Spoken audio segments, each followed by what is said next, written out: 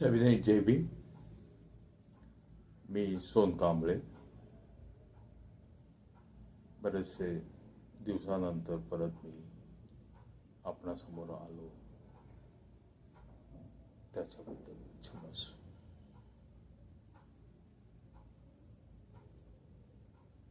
बुद्धांच्या तत्वज्ञानाबद्दल सांगण्याचा प्रयत्न असतो.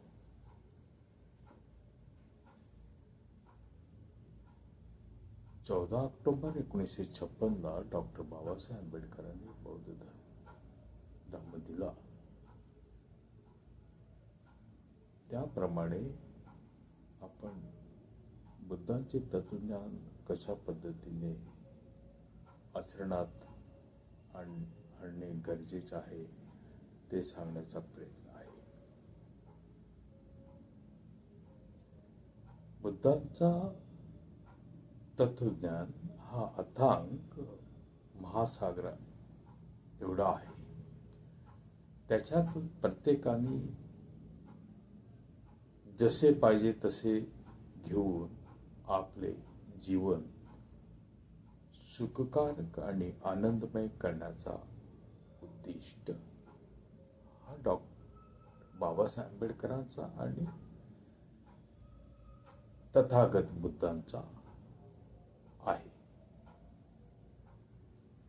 हल्ली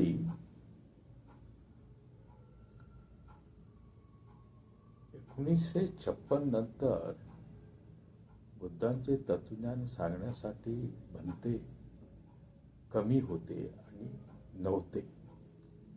पण सध्या भंते बरेचसे आहेत, मोठ्या प्रमाणात आहेत.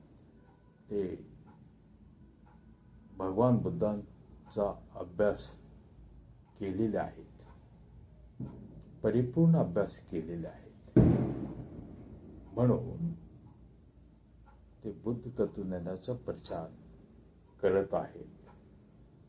ही चांगली गोष्ट आहे. बुद्धांचे तत्वज्ञान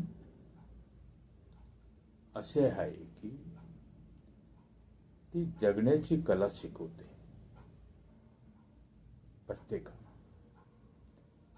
आणि प्रत्येक माणसाला बुद्धाच्या तत्वज्ञानामध्ये जे पाहिजे ते मिळत असते. नाही असे नाही, सर्व मिळत असते सुखाने जगण्यासाठी. म्हणून आधी भंते नव्हते, आता भंते आहेत. त्यांचा अभ्यास झालेला आहे. बुद्धांच्या तत्वज्ञानामध्ये अनेक ब्रँचेस आहेत. हीनयान, महायान, तंत्रयान, मंत्रयान, अशा पद्धतीने तत्वज्ञान आहे. पण डॉक्टर बाबासाहेब आंबेडकरांनी आम्हाला वेगळाच बुद्धांचा धम्म दिला आहे आणि सांगितलं आहे. येथील हिंदू संस्कृतीमध्ये अथवा या भारत भूमीच्या मातीमध्येच अंधश्रद्धा, रूढी परंपरा याचा वास येत असतो. म्हणून डॉक्टर बाबासाहेब आंबेडकरांनी या तत्वज्ञानाला वेगळे ठेवून स्वतःचे तत्वज्ञान सांगितले आहे, समाजवाद, आणि जेणेकरून प्रत्येक माणूस सुखी आणि आनंदी आणि आपल्या जीवनामध्ये आनंदमय जीवन जगून या पृथ्वीपासून आपले जीवन संपवायचे आहे. पण येथील संस्कृती अशी शिकवते की हे पृथ्वी अथवा भारत ते मालक होऊ पाहत असतात. पण या पृथ्वी तलावर कोण मालक होण्यासाठी आले नाहीत. प्रत्येकाला आपले काही दिवसाचे प्रवास करून जावेच लागते. कोण परत परत इथे जन्म घेणार नाही. डॉक्टर बाबासाहेब आंबेडकरांनी बुद्ध अँड हिज धम्मामध्ये एवढं स्पष्टपणे सांगितलेले आहे की पुनर्जन्म कशाचा पुनर्जन्म होतो, तर त्या पंचधातूमधील काही घटकांचा पुनर्जन्म होतो असे सांगितले आहे. पण भंतेंचा अभ्यास झाल्यामुळे ते पुनर्जन्म, माणसाचा पुनर्जन्म होतो असे सांगण्याचा प्रयत्न करत असतात. पण डॉक्टर बाबासाहेब आंबेडकरांना तसे सांगायचं नाहीये. त्यांना सांगायचं आहे की उदाहरण म्हणून सांगितलेले आहे की आंबा खाल्ला, आंब्याची कोय एखाद्या शेतामध्ये पडले तर त्या कोईपासून दुसरा आंब्याचे झाड उत्पन्न झाले. तसेच माणूस जगला आणि त्याचा प्रवास संपल्यानंतर तो गेला, त्याच्या ठिकाणी दुसरा जन्म घेतोच असतो. प्रत्येक सेकंदाला अनेक जन्म घेत असतात. पण त्याच्यात मीच जन्म घेतलो असे होऊ शकत नाही.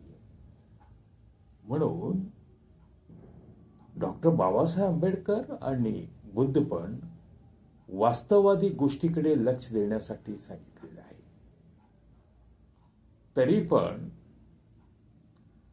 आपल्या उद्दिष्ट उपासकांना भंते पण गोंधळामध्ये टाकण्याचा प्रयत्न करतात. बुद्धांचे तत्वज्ञान असे आहे, तुम्ही तुमच्या बुद्धीप्रमाणे, तुम्ही तुमच्या सोयीप्रमाणे आनंदाने जगा, कोणाला त्रास देऊ नका, जगा आणि जगू द्या, असे हे तत्वज्ञान इतके स्पष्टपण आहे.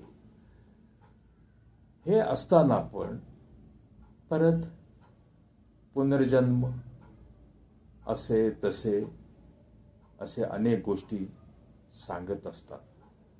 ही या मातीतलाच हा गोष्ट आहे की लोकांना स्पष्टपणे सोप्या भाषेमध्ये सांगण्याचा प्रयत्न करतच नाहीये. गोंधळामध्ये टाकून लोकांना भयामध्ये ठेवून त्याचा फायदा हे घेऊ इच्छितात. तसे न करता भगवान बुद्धांनी पण सोप्या भाषामध्ये, पाली भाषामध्ये सर्व जनतेला समजेल असे बुद्ध धम्म सांगितलेला आहे. आता सिंपल गोष्ट आहे,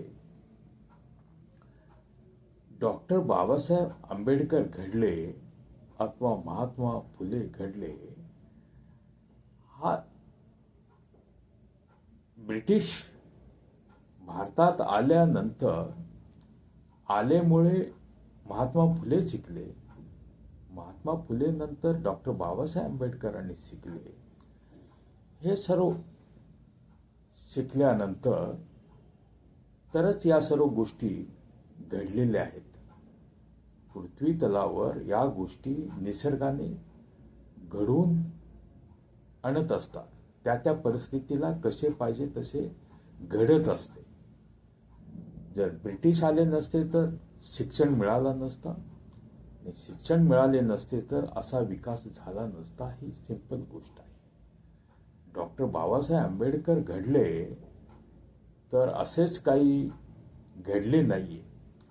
त्यांच्या पाठीमागे त्यांचे वडिलांचे सुभेदार रामजी यांचे अथक प्रयत्न आहेत, फार कष्ट आहेत. त्यांनी लक्ष दिल्यामुळे डॉक्टर बाबासाहेब आंबेडकर घडले.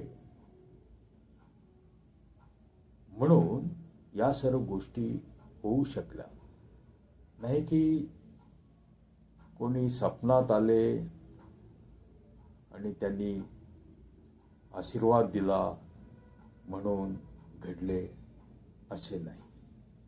म्हणून बुद्धांना आणि डॉक्टर बाबासाहेब आंबेडकरांना येथील समाजाला प्रबुद्ध बनवायचं आहे, प्रबुद्ध समाज बनवण्याचं आहे. नाही की कुठली अंधश्रद्धा, जन्म पुनर्जन्म या गोष्टी सांगण्याची आवश्यकता नव्हती डॉक्टर बाबासाहेब आंबेडकरांना. डॉक्टर बाबासाहेब आंबेडकरांना प्रगती करा, मोठे कॅपिटलिस्ट माणसे बना, राजकारणी बना, सत्ता काबीज घ्या, या गोष्टीकडे कल जास्ती होता. म्हणून भंतेंना विनंतीपूर्वक त्यांचा सन्मान राखून मी विनंती करतो की त्यांनी बुद्धांचा धम्म आणि डॉक्टर बाबासाहेब आंबेडकरांचे तत्वज्ञान सोप्या भाषांमध्ये जगण्यासाठी कसे सोपे आहे असेच प्रचार करणे आवश्यक आहे. नाही की भविष्य पुनर्जन्म वगैरे सांगण्याची आवश्यकता नाही, अशी मी विनंती करतो. धन्यवाद. नमो बुद्धाय. जय भीम.